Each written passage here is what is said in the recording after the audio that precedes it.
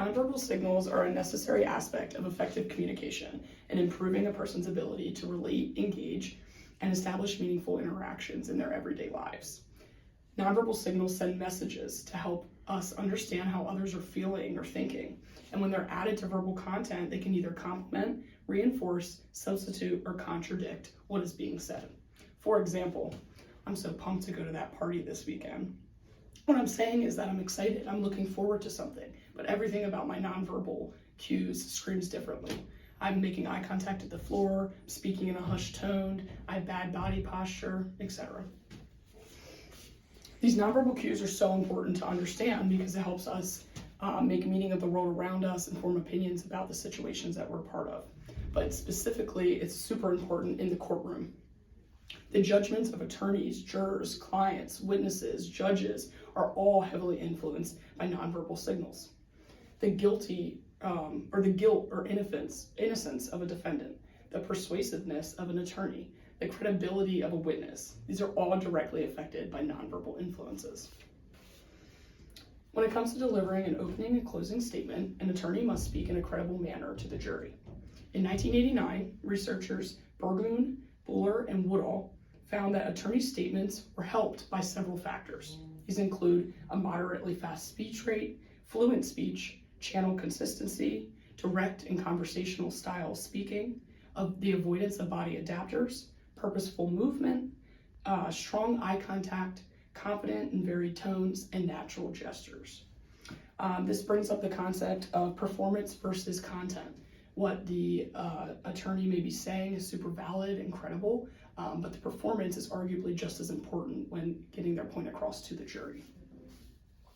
In 1990, Ricci and Stoutman found that prosecuting attorneys with an aggressive style were rated more effective when compared to a passive or assertive style. They also found that passive attorneys were less likely to get guilty verdicts. An aggressive style can be defined as a fast speech rate, lots of eye contact, emotional gestures, hostile voice inflections, and high volume. Finally, in 1989, Bard, Schulter, and Pritchard studied how nonverbal affects a jury's opinions and perceptions, delivering opening statements to undergraduate students using various styles and tones. What they found was that fluent speech increased the ratings of competence. A conversational style approach increased the perceptions of trustworthiness, and a non-fluent style and a public rate of speech was least successful in proving a not guilty charge. What this proves to and shows that trust can be built on nonverbal signals alone. The conversational style, the smooth talking, was able to show the jurors that they could trust the attorney speaking, which is very powerful in a courtroom. Moving on, in court, jurors are obviously able to visually examine the defendant. Therefore, we have to assume that physical appearance and demeanor play quite a large role in the trial outcome. Research has proven that attractiveness of a defendant plays a role. They found that attractive defendants are more often seen as less guilty and are more often given lighter sentences than their unattractive counterparts. In 1974, Efron found that it was more likely to find that an attractive student was more likely to cheat versus the unattractive student. And they found that attractive students were less likely to have harsher punishments.